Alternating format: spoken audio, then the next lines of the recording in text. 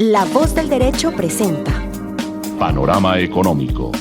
Los hechos, las cifras, las medidas oficiales, el sistema cambiario, monetario y crediticio. Dirige y conduce Luis Alberto Ávila.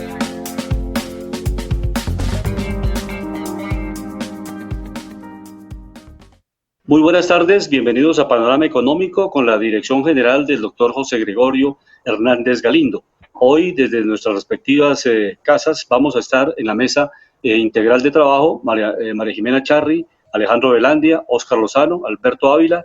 En el control máster nos acompaña el ingeniero sonido Luis Daza.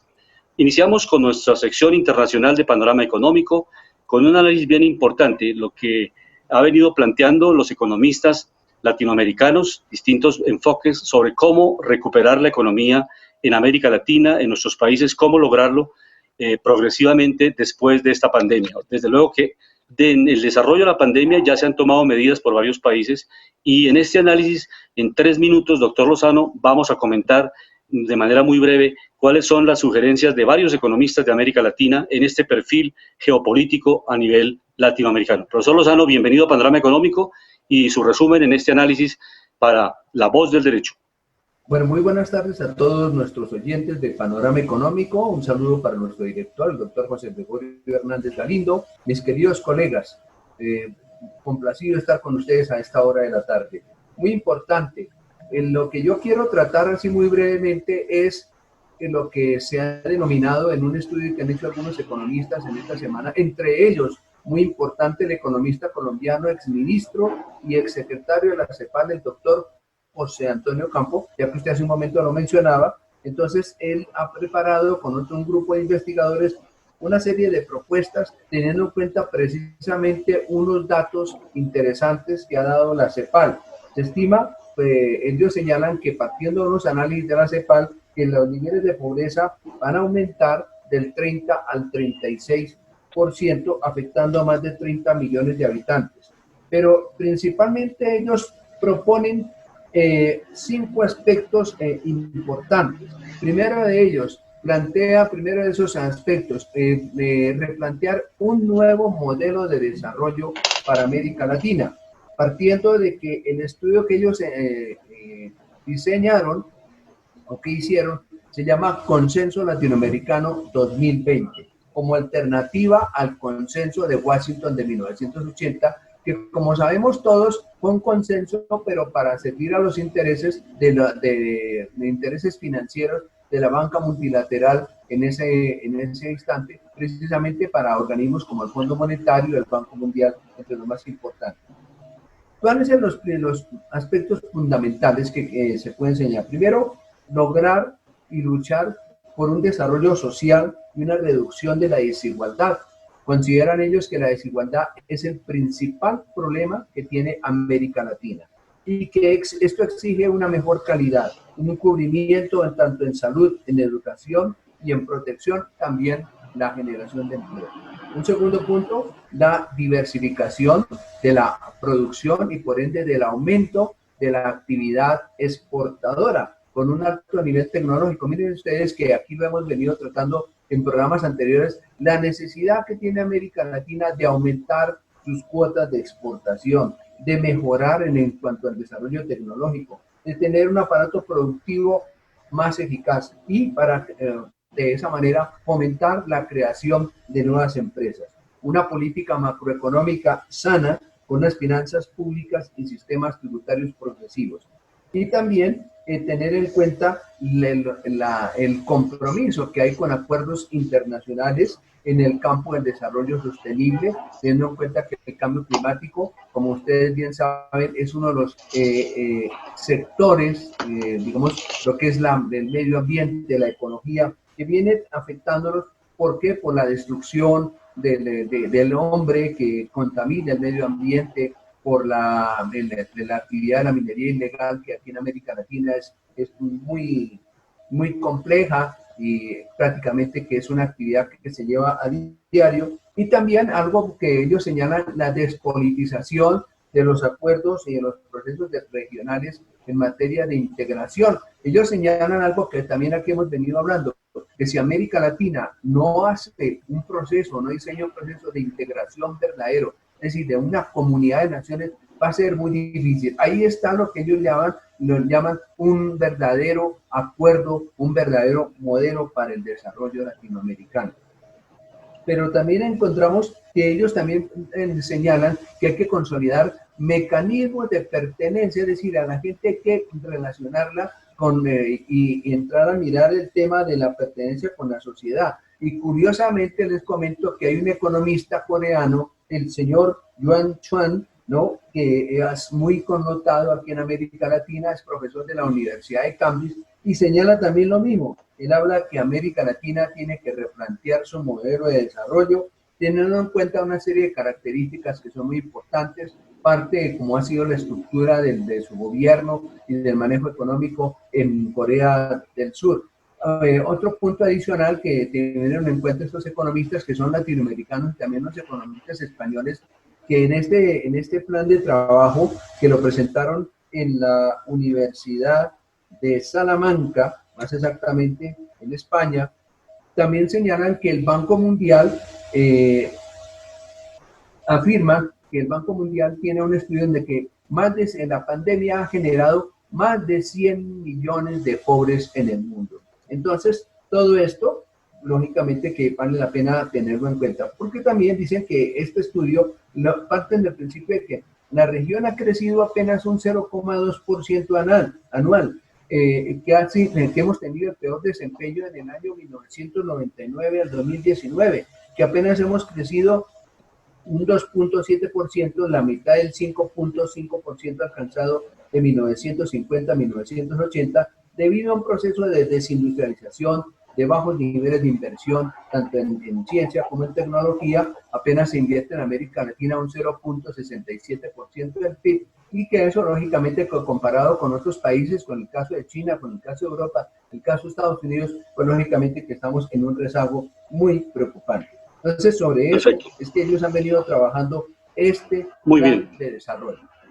Muchas gracias, doctor Lozano. Ese análisis muy importante, y también es necesario recalcar que cuando se habla de cambiar el modelo de desarrollo, no quiere decir que se cambie el sistema de producción, o sea, que estamos en el sistema capitalista, porque cuando uno a veces tiene la oportunidad de participar en foros o dictando conferencias, personalmente he tenido esa situación, se presenta que uno habla de cambio de modelo de desarrollo y la gente piensa que se va a migrar hacia un sistema socialista, hacia un sistema comunista. No, la idea de cambiar el modelo de desarrollo es justamente cambiar el manejo de las variables, o sea, cómo manejar la política monetaria, la política cambiaria, la política fiscal, cómo manejar tasas de interés, cómo manejar todo el tema que tiene que ver con la inversión pública, cómo reactivar las economías latinoamericanas, cómo hacer la integración latinoamericana, que va a ser una de las conferencias que voy a dictar próximamente para la Universidad de México y para la Universidad de Salerno.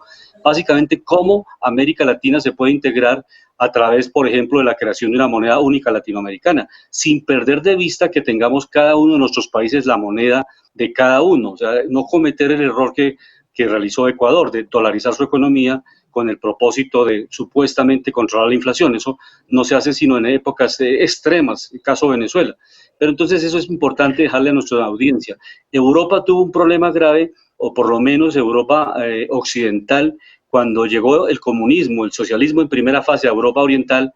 El mejor antídoto para el socialismo y para el comunismo fue justamente construir una economía del bienestar, o sea, mejorar las condiciones de vida dentro del sistema capitalista, o sea, hacer un capitalismo humano, un capitalismo social, que le permita a la gente tener mejor educación, mejor servicio de salud, y a través de estos servicios la gente se siente más conforme. Eso lo logró Europa occidental y detuvo el incremento o la expansión del socialismo. Para el caso de América Latina, estos economistas, el caso del doctor José Antonio Campo, con quien tuve la oportunidad de hablar hoy en varias oportunidades, lamentablemente por su agenda en los Estados Unidos no nos pudimos conectar, pero quedamos pendientes para la próxima semana de hablar con el profesor José Antonio Campo, quien ha sido exministro de Hacienda, exministro de Agricultura, codirector del Banco de la República, y nos acompañará la próxima semana en Panorama Económico, para hablar justamente de este libro o este documento que él ha ayudado a construir, a elaborar, cómo hacer un nuevo modelo de desarrollo con la ayuda de la CEPAL. La CEPAL es la Comisión Económica para América Latina, que justamente ha venido criticando que la globalización no ha generado los mejores resultados, no ha generado mayor equidad. Si bien es cierto, genera crecimiento cuantitativo, pero no cualitativo, o sea, mejorar la calidad de vida de la gente. Y al mirar la calidad de vida, analicemos en primera instancia los indicadores económicos, Alejandro, a nivel internacional. Hay diéramos como un optimismo ante la posibilidad del descenso en el virus, en la escala que se está presentando de coronavirus del COVID-19. Y por eso ha habido esta semana un incremento en algunos indicadores económicos. Buenas tardes, Alejandro, bienvenido a Panorama Económico. Muy buenas tardes a nuestros oyentes de Panorama Económico, como siempre, cada 8 días la voz del derecho. Estamos mirando que es importante seguir los indicadores. Prácticamente estamos en B, por ejemplo. ¿A qué me refiero? Comenzamos con la Bolsa de Nueva York. Si miramos el indicador del Dow Jones, miramos que estamos viendo en el gráfico una V de recuperación. Estamos en este momento cerrando en los 28.599 puntos en este indicador. Recordemos que el Dow Jones agrupa las industriales. Antes de la pandemia estábamos mirando que el indicador estaba en los 28.500, 29.000 puntos. Hoy está cerrando en los 28.538. En el caso del Standard & Poor's, que recordemos este agrupa a las 500 más importantes del mercado, en la Bolsa de Valores de Estados Unidos está cerrando en los 3.549, subiendo el 46%. Y recordemos que también está generando un incremento y está generando nuevos, también en el mercado, nuevas alzas. En el caso del Nasdaq, que también agrupa este segmento a las tecnológicas, está cerrando positivo, pero levemente en el 0.03%, cerrando en los 11.668 puntos. ¿Esto qué nos quiere decir? En el mercado de la bolsa de valores, que es el que mide precisamente el termómetro del desarrollo, el consumo y de los sectores productivos, estamos mirando que los 3 indicadores ya prácticamente están por encima. Pero pues obviamente con este paro económico de la pandemia, lo que les ha asustado mucho es que qué puede suceder a través de esto, qué pasa con el comercio internacional. Dicen que Estados Unidos ha caído en la productividad, que países como China ha subido. Entonces es importante mirar el panorama, en qué estamos, en qué nos podemos preparar y una cosa muy importante. Recordemos que esta semana estamos en la Convención Republicana. Estos días ha hablado el vicepresidente de los Estados Unidos, ha hablado también el secretario del Interior, ha explicado las tendencias de la economía, cómo se reflejan en este momento. ¿Por qué los demócratas en 8 años que estuvieron en el poder no arreglaron cosas estructurales? Que era lo que hablaba el doctor Lozano. O sea, hay que explicarle a los oyentes que los políticos se han enseñado mucho a primeramente explicar cosas que no muestran el resultado. Donald Trump vio cosas en el proceso ejecutivo a través de su gobierno. ¿Qué son cosas ejecutivas? El empleo en los Estados Unidos cayó al 3.5%. Eso no se veía hace 30, 40 años. Por un lado. Por otro lado, el presidente Donald Trump también rebalanceó el comercio internacional con los socios principales a nivel de intercambio de mercancías. Esto con China, con Japón, con la Unión Europea, con México y con Canadá. Precisamente les dijo, vamos a hacer un comercio complementario, no sustitutivo, porque la productividad, que fue lo que hizo Estados Unidos importante con la industrialización, la estaban perdiendo. Esto fue otra acción ejecutiva. La tercera, bajó el impuesto de las empresas del 35 al 21%, bajó 14 puntos, y esto ayuda mucho a las empresas. Recordemos que no solo a la productividad, sino también, recordemos que los accionistas, que son los que tienen su fondo de pensiones en Estados Unidos, la mayoría invierten precisamente en la bolsa de valores. ¿Esto qué quiere decir? Que ellos van a recibir más por su bono pensional y asimismo va a generar una cadena de valor a nivel productivo. Estados Unidos, otra cosa de las que hizo el gobierno del presidente Donald Trump. En estos momentos Estados Unidos es independiente energéticamente, cosa que no había pasado en Estados Unidos hace muchos años. Prácticamente la producción desde antes de la pandemia llegó por encima de los 15 millones de barriles diarios. Entonces es importante explicar a los políticos algo, que es algo que sirve a las economías de desarrollo. Aquí en varios programas citaba, hay buenos modelos. 1, terminar la corrupción, caso de Singapur. 2, bajar impuestos a las empresas, caso de Irlanda, que paga 12.5% a las sociedades. Países con materias primas, como lo son Noruega, usan los dineros de las materias primas también con lo de los impuestos y crean activos de valor que generan ingreso de la nación e ingreso fiscal. Entonces hay muchos modelos y hay que mirar otra cosa a nuestros invitados que van a participar más adelante. Más que mirar un partido político, tenemos que mirar las ideas que sirven de cada uno. Por ejemplo, si Gustavo Petro hizo una buena idea de querer organizar las empresas de servicios públicos y volverlo más fuerte, pues hay que ayudarlo y aplaudirlo, siempre y cuando eso no se use para populismo, sino para desarrollo de los bienes fiscales que nos ayuden mucho al distrito de la nación. Caso ISA, caso Ecopetrol a nivel nacional. También, como hablábamos, el tema de corrupción, el tema de desarrollo también del partido, de pronto los partidos que son de derecha, de dinamizar la competitividad. Nosotros no podemos seguir subiendo impuestos. ¿Por qué? Porque nos volvemos menos productivos. Entonces la invitación aquí, todos estamos en un país, todos aportemos, pero que los beneficios vayan para todos los sectores y seamos fuertes. Recordemos que la agricultura, la energía, el agua son sectores estratégicos, junto con la tecnología. María Jimena, buenas tardes, bienvenida a Panorama Económico. Buenas tardes, ¿cómo están todos? Sí, señora. Doctor, quería preguntar lo siguiente. Bueno, un saludo para el doctor José Gregorio, para nuestro equipo de trabajo, para todos nuestros queridos oyentes. Le quería preguntar, ¿cómo se podría lograr un desarrollo social y no desigual en la economía entre Latinoamérica, todos los países latinoamericanos?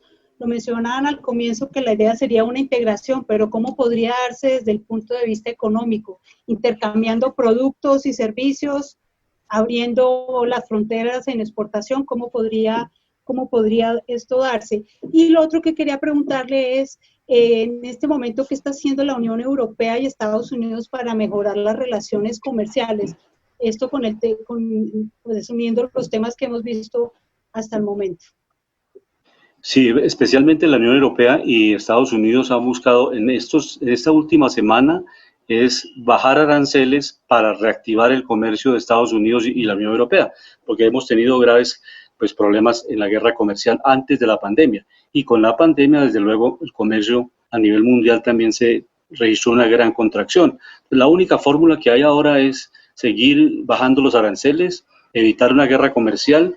Igualmente, las comisiones técnicas de China y Estados Unidos están trabajando fuertemente a pesar de las diferencias que hay desde el punto de vista político del presidente Trump y el presidente de China, pero de todas maneras las comisiones de alto nivel en comercio exterior no han perdido la agenda que han venido programando para seguir presentando propuestas y no dejar que el comercio entre en un colapso definitivo. Entonces, estos son elementos importantes. La segunda pregunta que también el profesor Lozano nos puede apoyar en esta respuesta tiene que ver con la equidad en América Latina. Entonces, la distribución del ingreso tiene que ver mucho con la tributación, en la medida en que la política fiscal es más progresiva. O sea, que las empresas que más ganan y las personas que más ganan son las que más deben tributar, deben contribuir en mayor proporción con los ingresos de los estados latinoamericanos.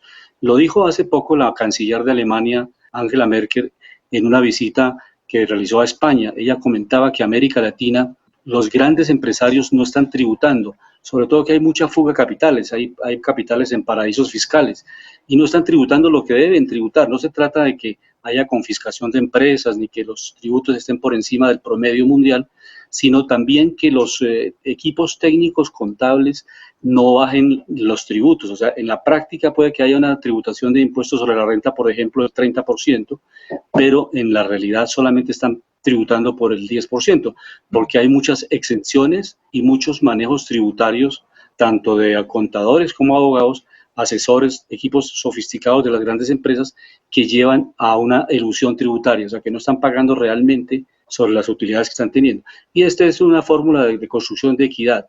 Y desde luego también la distribución en materia, por ejemplo, de América Latina y en el caso colombiano, la distribución de la tierra. La tierra es un insumo muy importante y específicamente en Colombia el coeficiente de Gini, de concentración de la tierra, está por el orden del 0,90, o sea que es muy, muy alta la concentración y eso genera mayor inequidad. Profesor Lozano.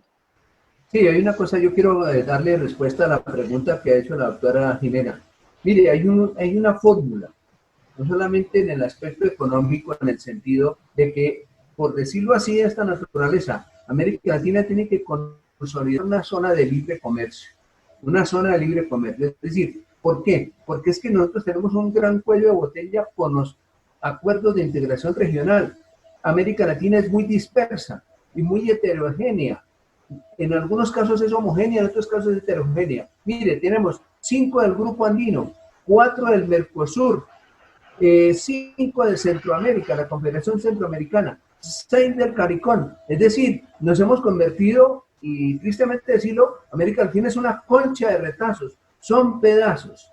La Constitución Política de Colombia, en su artículo 227, que se ha venido trabajando desde tiempo atrás, desde hace más de, por decir algo, 25 años, habla de que América Latina tiene que consolidarse, y eso el Parlamento latinoamericano lo tiene muy, digamos, muy claro. América Latina tiene que ser Comunidad Latinoamericana de Naciones. Y hay un bloque que se llama la CELAC, Comunidad de Estados Latinoamericanos del Caribe, pero trabaja para el tema de seguridad. ¿Qué tiene que hacer? Y muy rápidamente lo preciso. En el tema de la Comunidad Latinoamericana de Naciones, que coincide con el documento del doctor José Antonio Campos y los demás investigadores, dice aspectos fundamentales. El tema de la comunidad es desarrollo de la economía solidaria, fortalecimiento del mercado común, el fortalecimiento del idioma y la defensa del desarrollo sostenible, la creación de una zona de libre comercio, en lo que planteaba el doctor Ávila, crear un sistema monetario común y también, por otro lado, darle paso a una libre ciudadanía, es decir, todos los latinoamericanos nos podamos mover en un espacio sin fronteras, como algo muy similar a lo que se plantea o lo que se ha hecho en Europa. Es que Europa es una multipatria.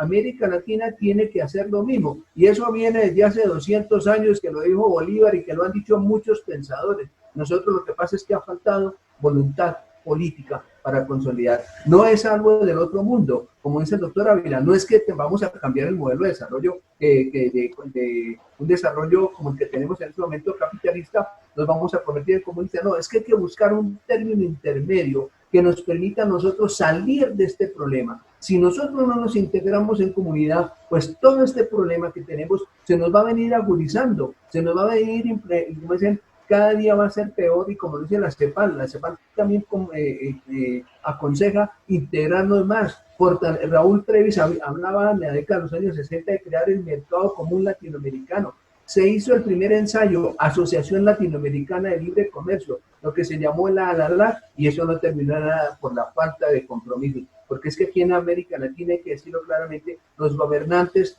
piensan es en sentido político, en sentido de personal, es decir, los intereses personales pasan por encima de los intereses colectivos. Y como alguien decía, si la patria no está por encima de un partido político o de algún objetivo individual, es muy difícil salir adelante. Creo que queda, como se dice, la respuesta para tu interrogante. Y vamos a analizar en nuestro panorama económico nacional los principales indicadores, cómo se han comportado el índice de capitalización Colcap y otros indicadores. Alejandro Velandia, ¿cómo se han comportado esta semana los indicadores económicos? Sí, ¿me escuchan? Sí. Sí, señor.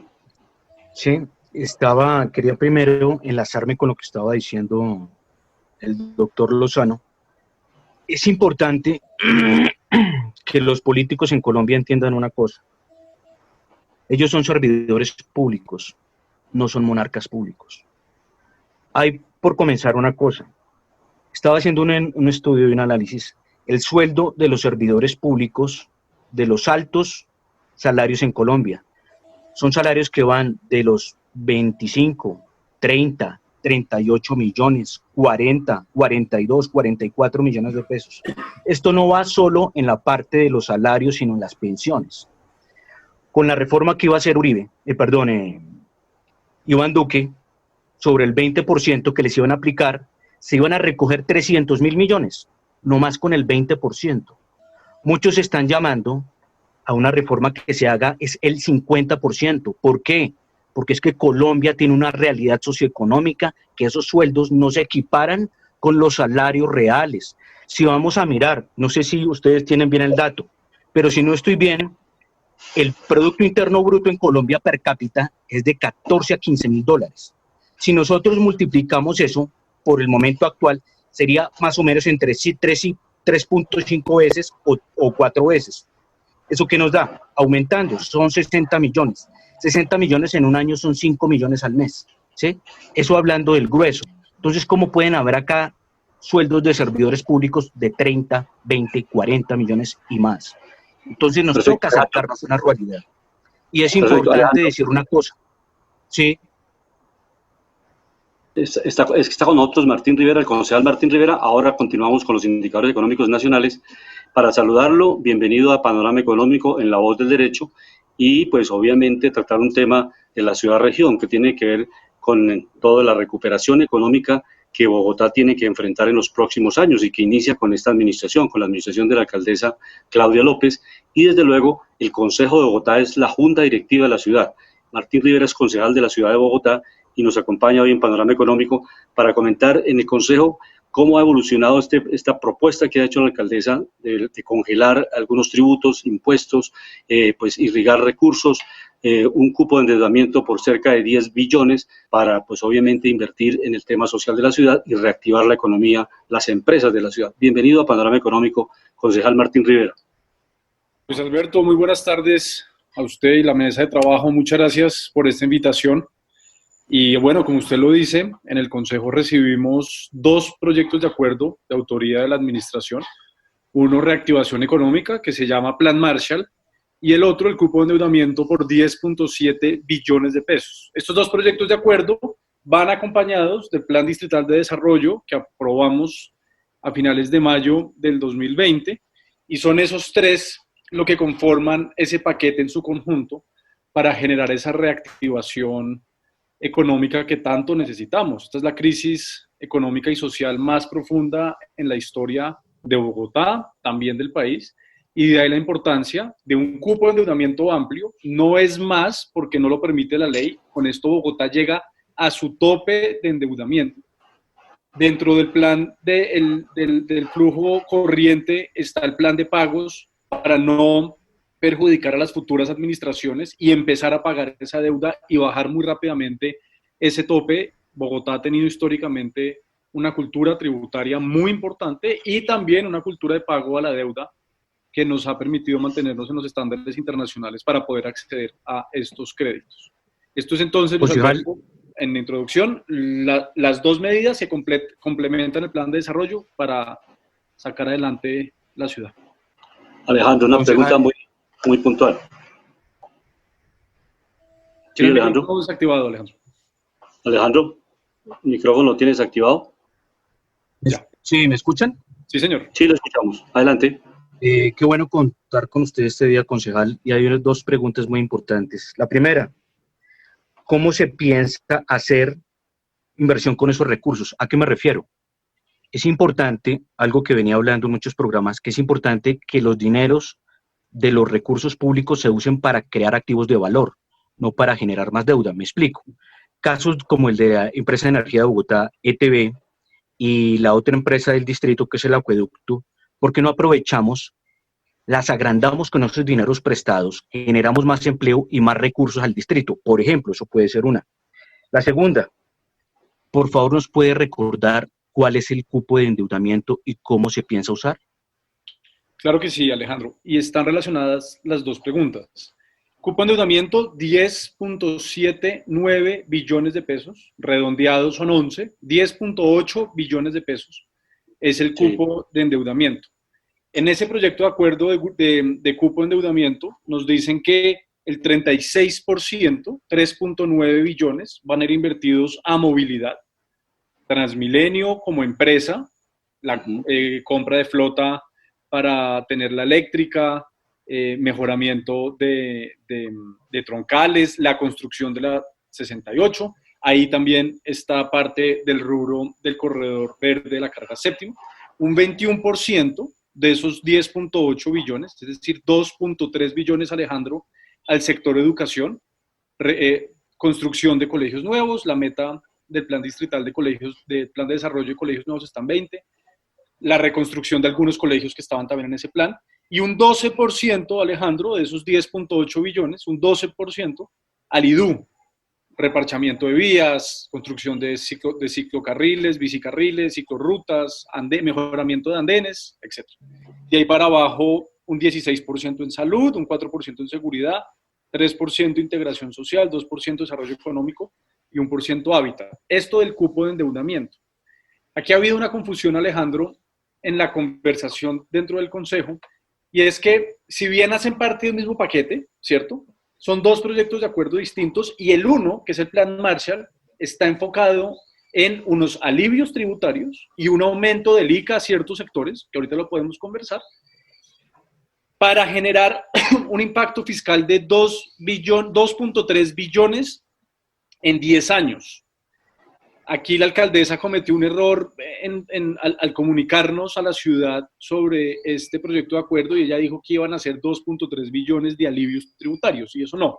Dentro de ese impacto fiscal hay alivios tributarios por 300.000 millones de pesos, 267.000, y el resto es que con esa reforma a cobros de ICAs, a prediales, etcétera, en 10 años terminamos recuperando o recibiendo cerca de 2.3 billones de pesos. Este entonces cupo de endeudamiento, una parte está pensada precisamente, Alejandro, en esa inversión en construcción.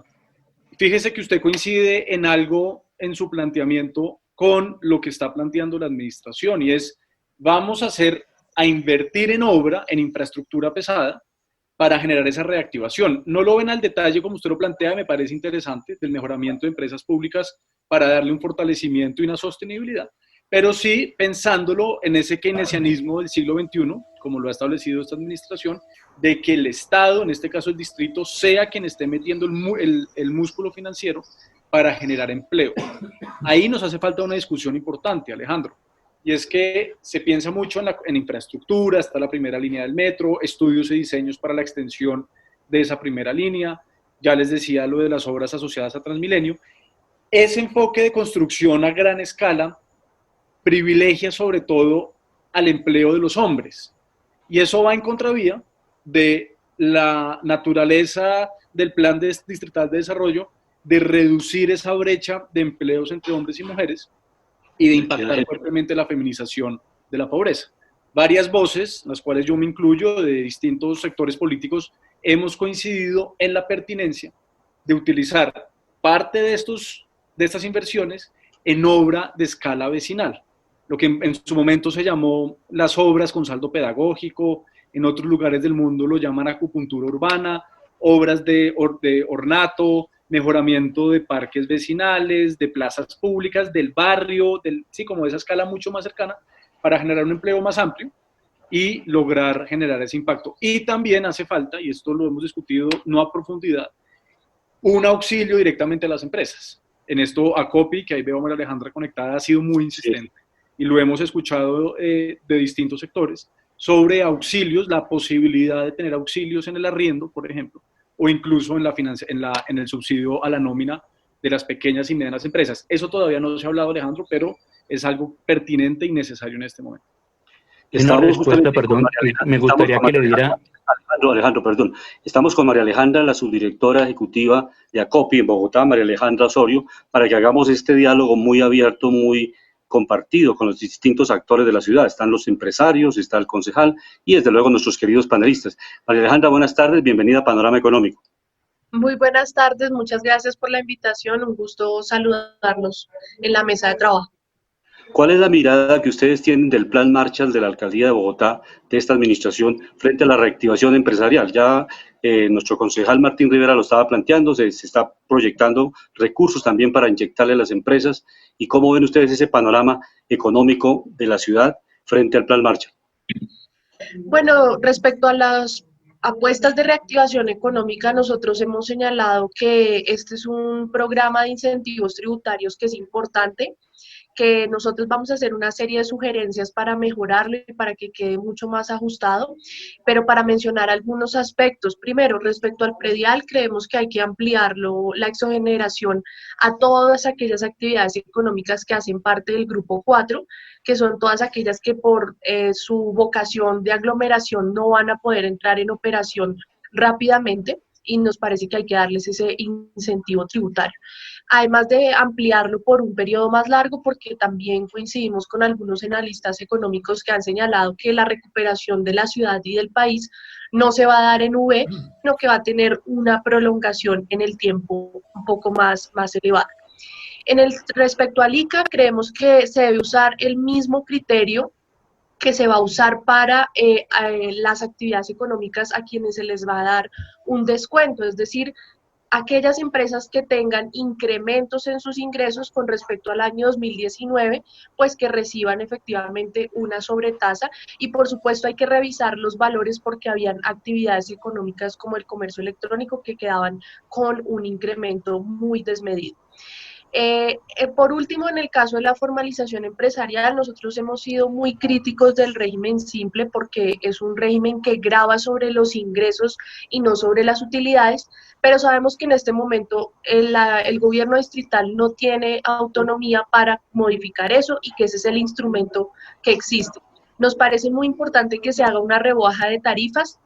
Creemos que las cámaras de comercio deben entrar a ayudar en planes de salvamento a las empresas, ayudando a subsidiar parte de estos ingresos. Nos parece que ahí hay una apuesta importante por la formalización, que para este periodo pues va a ser imprescindible, pero también queremos hacer una recomendación general para todo el plan Marshall, y es que aquí tenemos que hablar de reconstrucción del tejido empresarial, y el concejal Martín se refirió a algunas de esas propuestas, y son para reactivar la demanda, porque la demanda está caída y ahí vamos a tener dificultades para que efectivamente las empresas se encuentren en mercado, y por otra parte, cuidar el empleo de las empresas ya existentes y generar nuevos empleos en sectores como son mano de obra femenina y mano de obra de jóvenes. Entonces allí habrá que hacer planes de empleo público. Nos parece adecuado hacerlo a través de planes locales para además evitar los desplazamientos largos en la ciudad y con eso las aglomeraciones.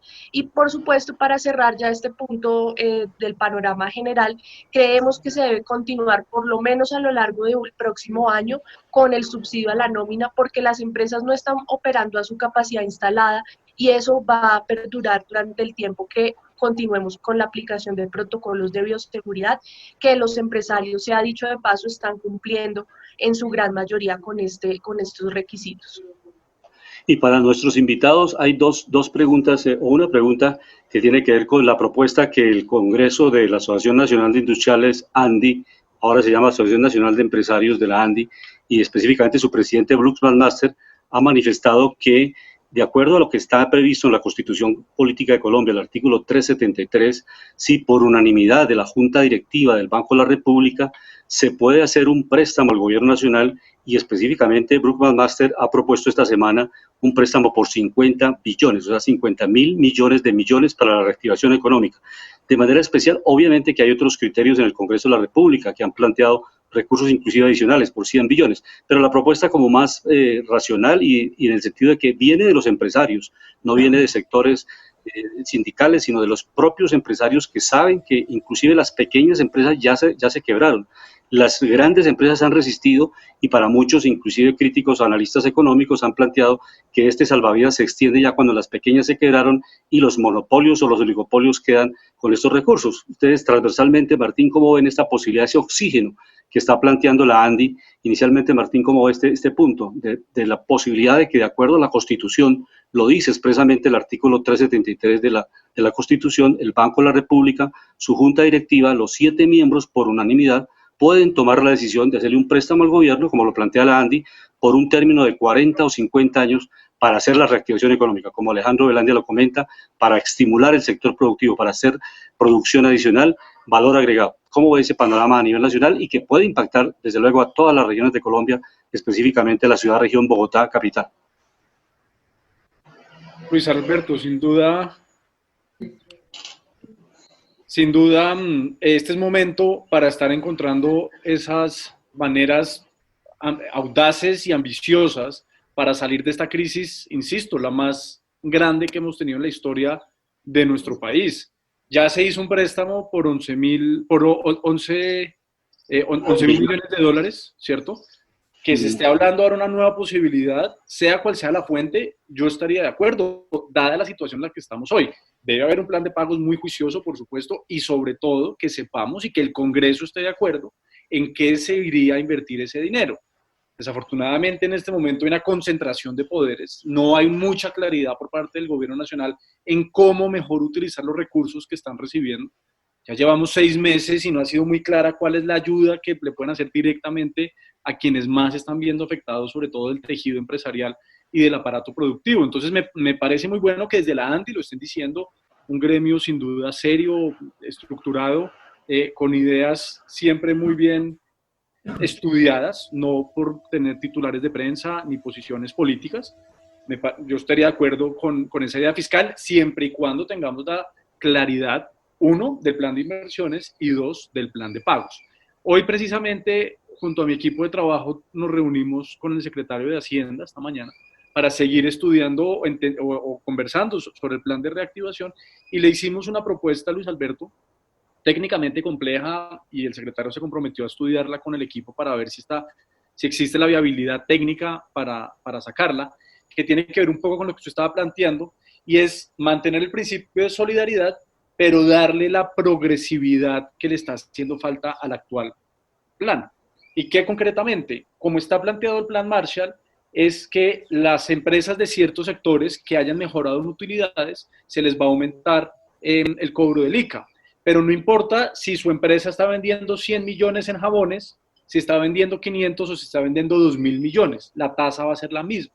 Lo que le propusimos a la Secretaría de Hacienda es cortemos las empresas a partir de utilidades y las que estén por encima del decil 7, es decir, esas poquitas que mejor les esté yendo, sobre esas hagamos ese aumento del cobro. Porque entonces así usted le cobra ese ICA proporcionalmente a los ingresos que está teniendo la empresa y no cobra por igual a las distintas empresas para oxigenar y permitirles a quienes estén vendiendo, así sea poquito, poder reinvertir ese dinero, ya sea en aumento de capital humano o en mejoramiento de infraestructura o en algo para generar encadenamientos, pero lo que es más importante, que no se nos vayan a escapar a los que mejor les está yendo, para que con ese principio de solidaridad lo podamos reinvertir y puedan subsidiar a las pequeñas empresas que la están viendo tan mal en este momento. Si no hacemos, y ahí con esto conecto su pregunta respecto a la ANDI, ese tipo de propuestas distintas, audaces, que entendamos la magnitud del problema, pues desafortunadamente no será muy próspero el ambiente en los próximos años. María Alejandra, ¿qué opinión tiene de ACOPI? ¿Cómo ven esta propuesta que hacen los grandes industriales? ACOPI la está presentando esta semana al país. Bueno, primero, sobre el punto que acaba de tocar el concejal Martín, muy importante recalcarlo. Nosotros hemos sido defensores de que todo sistema tributario debe basarse en el precepto constitucional de la progresividad. Eso es una cosa que hemos nosotros impulsado a nivel nacional en todas las reformas tributarias de los últimos 4 años. Y solamente para cerrar este punto voy a darles un dato, es la concentración del índice de Gini para el tejido empresarial medido en utilidades empresariales en Colombia es del 0,82. Eso es superior a la desigualdad que existe entre personas naturales en Colombia, y eso nos debe dar una alarma en términos generales, fuera de pandemia, de la necesidad que hay de tener progresividad en cualquier sistema tributario que se plantee para el país.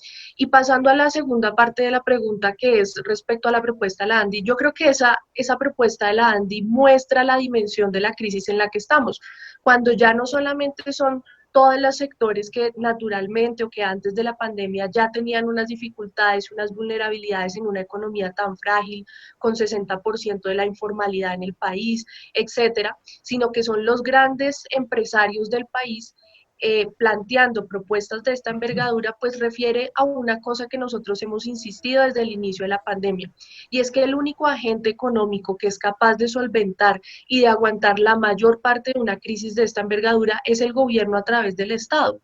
Entonces, allí nosotros hemos señalado que esa es una propuesta viable, es una propuesta que además deberían haberlo hecho desde el principio de la pandemia para poder garantizar y darle liquidez al gobierno nacional en todos los programas de ayudas que tienen que emprender. Aquí hay que extenderle la mano al sector privado que no va a poder solventar esta crisis, las empresas no pueden funcionar a pérdidas, es absolutamente imposible, y el gobierno nacional debe dar un salvavidas a este segmento empresarial, especialmente a las MIPYMES, que ya muchas de ellas están quebradas. Más o menos en nuestros registros el 38% de las empresas más pequeñas estarían ya terminando de cerrar sus negocios productivos, y más o menos un 18% de empresas en Bogotá no realizó su renovación de Cámara de Comercio. Entonces, para darle la magnitud a la crisis, yo creo que la invitación de la ANDI, nosotros la acompañamos, creemos que es una propuesta totalmente viable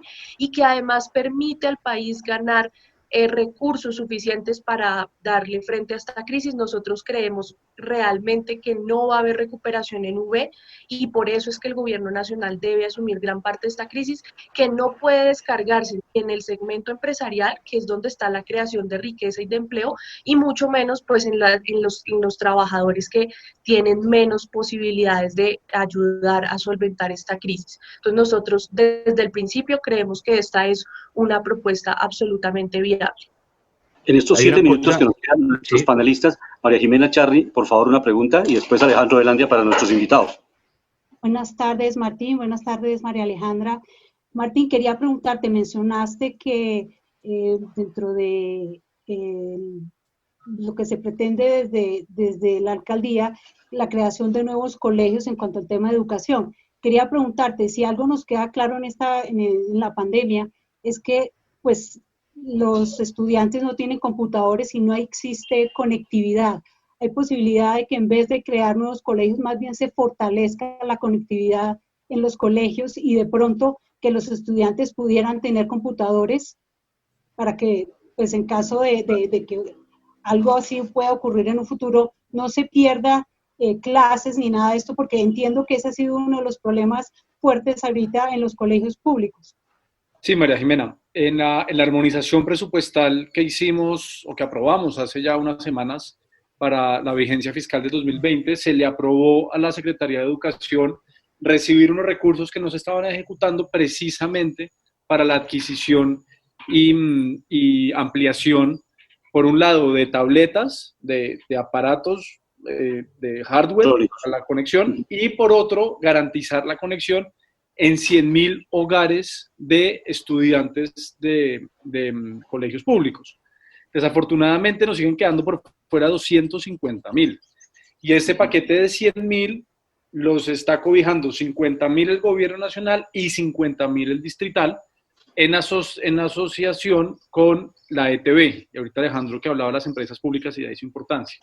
De ahí que ya hay un esfuerzo muy grande para reducir esa brecha.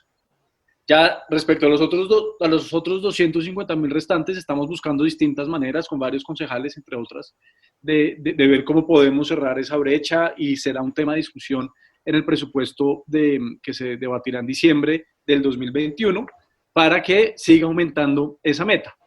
Este caso en particular es para responder con esa meta que quedó en el Plan Distrital de Desarrollo de nueva infraestructura para educación, que coincide con ampliación de empleos, con inversión en infraestructura y eventualmente reducir brechas de accesibilidad a las instituciones de educación cuando ya pues haya una normalidad como la que tuvimos hasta antes de marzo de este año.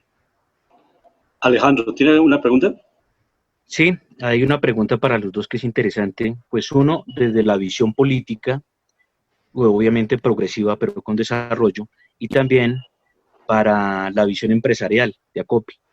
La pregunta es, con respecto a lo que hablaba al principio, hay una cosa que yo analizaba en tema de mercados. Cuando un país pone muchos impuestos a la industria, a la empresa, al desarrollo, a la innovación, por más de que inventemos la fórmula de la Coca-Cola, nunca vamos a salir adelante. ¿Por qué? Porque resulta que las empresas manejan eficiencia financiera a nivel global. Estamos en un mundo globalizado. Si no competimos con costos, como hacen China, como hacen otros países, Podemos que tengamos los mejores inventos, la mejor tierra para agricultura, las mejores ideas para desarrollo, pero si no mejoramos la eficiencia financiera a través de los impuestos, a través del recaudo, a través de fomentar la industria, pero es precisamente cómo, y el desarrollo del agro, de muchas riquezas que tenemos como país, empresas públicas que hablaba, si no bajamos los impuestos, no sé si ustedes se acuerdan el caso de Irlanda. Irlanda llegó a entrar en quiebra por los altos impuestos y el alto tributo que no pudieron pagar. Hicieron arreglos, pero hoy en día cobran a las sociedades el 12.5, en cuanto estamos en Bogotá y en Colombia. O sea, nosotros nos tienen que cuadrar las sumas y las restas. Y una cosa que invito, y gracias porque me parece interesante lo que dice el concejal Martín, pero una cosa que lo invito, que me parecería muy bueno que hablara con los del consejo, que es que ¿por qué no fortalecemos los activos productivos de Bogotá? ¿Sí? O sea, si el grupo de energía de Bogotá nos genera dinero, ¿por qué no invertimos más y agrandamos el ingreso? Que eso nos ayuda al dinero en el fisco. Lo mismo la ETB. ETB, ¿por qué en este momento no está haciendo promociones para quedarse con el mercado? Se hizo una gran inversión con ETB, ¿por qué no compite con precios en el mercado para recibir más clientes? Y en el caso del agua, Colombia, Bogotá también cuenta con un páramo que si cuidamos las fuentes de páramo, en el futuro vamos a poder exportar excedentes de agua dulce, que son cosas estratégicas. ¿Y cuál es la invitación a esto? Para cerrar, que no subamos más impuestos, porque eso va a afectar o a las empresas, o al consumidor, o a la gente particular. Entonces, usemos bien los impuestos, pero creemos activos de valor. Incentivemos también con bajos impuestos a la innovación. Sí, nuestros invitados. Martín. Gracias, Alejandro, por la reflexión. Coincido en el grueso de lo que plantea.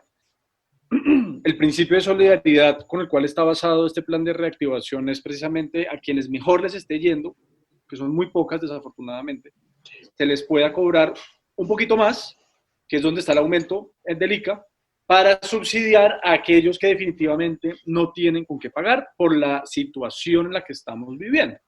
Pero, como les decía en la introducción, hay unos alivios tributarios.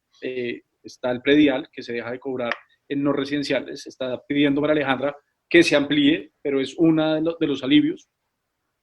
Está también otro que lo conversamos con la Secretaría de Hacienda y era unificar los códigos SIUS asociados a las plataformas, al comercio electrónico y que se cobre a la baja. Cuando se juntan dos SIUS, uno que le cobran el 6 por mil y el otro el 13 por mil, que cuando se junten sigan cobrando el 6 por mil y no generar ese aumento. Otros alivios de producción, en fin, para precisamente no perder del todo ese aparato productivo que genera esos impuestos que al final son necesarios para poder cubrir los gastos sociales y la inversión en infraestructura también para seguir produciendo más. Y el otro objetivo del plan es reducir la informalidad, que ese es el gran reto de casi todos los países en América Latina y en el mundo en vías de desarrollo, por supuesto. Pero es cómo generar una mayor formalización para que ese aparato productivo genere mayores ingresos vía impuesto, no mayores impuestos, sino mayores ingresos, con una base tributaria más amplia. Pero, por supuesto, Alejandro, eso es una conversación económica para llegar a ese punto medio, ¿no? Entre lo suficiente para tener una muy buen ingreso tributario, pero no lo superior para quebrar las empresas. Una pregunta para María Alejandra, ya vamos cerrando nuestro programa de hoy, Panorama Económico, tiene que ver con un censo de empresas, pequeñas y medianas empresas que se han quebrado en la ciudad y que posiblemente ya no se pueden reabrir.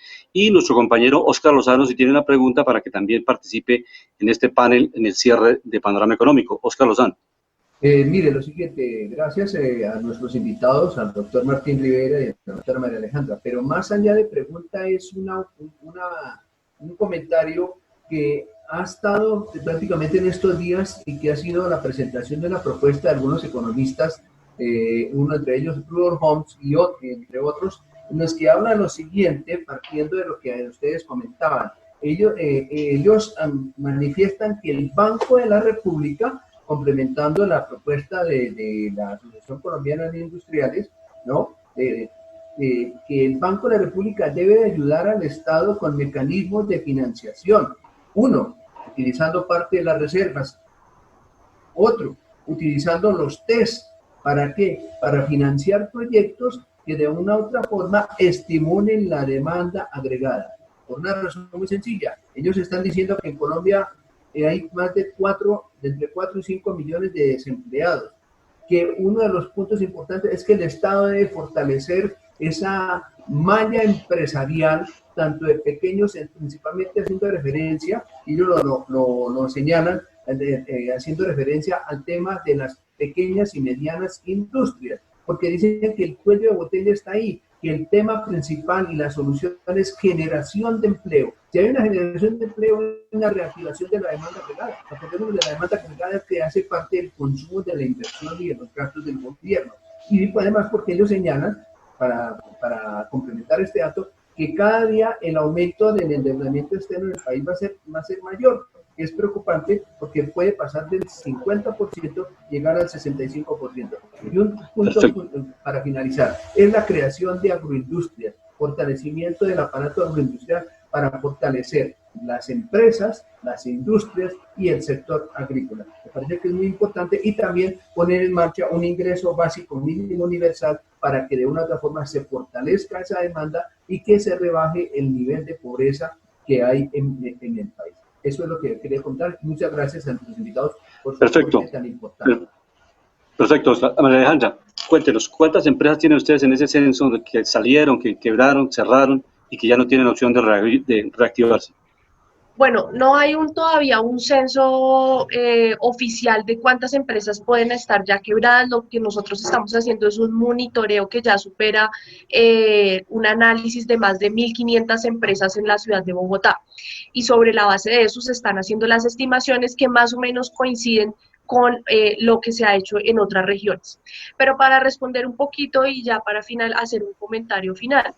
En términos generales, nosotros creemos, primero, que hay que hacer reactivación de la demanda y creemos que hay que hacer unas apuestas por sectores estratégicos, jalonadores de empleo y de encadenamientos productivos hacia adelante y hacia atrás. La agroindustria es una de ellas, pero digamos, los estudios que se han hecho sobre estos temas señalan que son construcción principalmente y los temas manufactureros, por ser intensivos en mano de obra, también por adoptar tecnologías y tener los encadenamientos hacia adelante y hacia atrás. Nosotros creemos firmemente en que esas apuestas estratégicas, no solamente por la coyuntura que vive el país, sino que en términos generales para hacer una apuesta de desarrollo sostenible, son supremamente claves. Un segundo punto sobre el tema que decían ahorita sobre el tema de los impuestos. Nosotros consideramos que, dada la alta desigualdad que hay en el país, es uno de los temas más agobiantes para los empresarios. Después de la falta de demanda, es el tema que más obstaculiza la competitividad de los empresarios. Nosotros creemos que ahí hay que hacer cambios grandes. También creemos que las apuestas estratégicas por las empresas públicas puede ser un aliciente para las finanzas públicas y para ayudar a incentivar de la mano al sector privado. Creemos que ahí hay un trabajo mancomunado. En el caso de Bogotá, ETB viene haciendo unas reformas importantes. Nosotros estamos en conversaciones con ellos para hacer una gran alianza e impulsar temas de transformación digital en Bogotá para empresas más pequeñas, y yo creo que eso puede salir muy bien y pueden ser unos esfuerzos público-privados bien relevantes. Sobre el último punto de la competitividad, señalar que en términos generales las sociedades más liberalizadas, los comercios más liberalizados, son aquellos que también han protegido mucho más sus industrias y han protegido sus sectores estratégicos, y nosotros en ese sentido siempre hemos tenido la tesis de no compiten solo las empresas, sino también los países. Los países hacen que hayan o existan ambientes competitivos para sus empresas, que sea amigable con las empresas, y en eso se refiere no solo al tema de impuestos, sino a los temas logísticos, de costos de transporte, de medio ambiente, etcétera, etcétera. Entonces, nosotros creemos que ahí hay un tema muy amplio en el que hay que trabajar, e incluido los temas de tratados de libre comercio, que en medio de la pandemia se nos hace una cosa muy increíble, que mientras todos los gobiernos están viendo cómo fortalecer sus cadenas industriales a nivel interno, nosotros estamos pensando en hacer una firma de tratado de libre comercio con Japón, que de entrada es nocivo para toda la industria manufacturera, especialmente en los renglones automotriz y metalmecánico, que están al borde de la extinción. Entonces, ahí creemos que nosotros hay unos puntos supremamente claves, y para dejar un mensaje final, para la reactivación económica, muy importante el apoyo que dé y los incentivos que dé a la demanda agregada, y por supuesto a la protección del empleo, que ya está rondando los 5 millones de desempleados del país. Muchas gracias, María Alejandra. Pues realmente ha sido un programa muy interesante este panel que hemos realizado. Igualmente para Martín, este micrófono de Panorama Económico está abierto con sus equipos de trabajo. Seguiremos coordinando para que los temas económicos los sigamos analizando conjuntamente, el sector privado, el consejo, la administración, los académicos, porque es la única manera de construir un país post-pandemia, o sea, un país más equitativo, con mayor justicia social y dentro del sistema capitalista, con un sistema que sea más humano, que sea posible para la mayoría de la población. Martín, muchas gracias. Luis Alberto, ustedes muchísimas gracias. María Jimena, Óscar, Alejandro, feliz tarde, y a María Alejandra, qué bueno verla por acá. María Alejandra, muchas gracias y esperamos vernos próximamente. Así será. Muy buenas tardes a toda la mesa de trabajo y al concejal Martín, un gusto encontrarnos nuevamente. Llegamos al final de Panorama Económico con la dirección general del doctor José Gregorio Hernández Galindo. Hoy nos acompañaron en la mesa de trabajo María Jimena Charri, Alejandro Velandia, Óscar Lozano, Alberto Ávila, y en el control máster el ingeniero de sonido Luis Daza. Muy buena tarde para todas y para todos. La Voz del Derecho presentó Panorama Económico. Los hechos, las cifras, las medidas oficiales, el sistema cambiario, monetario y crediticio. Dirige y conduce Luis Alberto Ávila.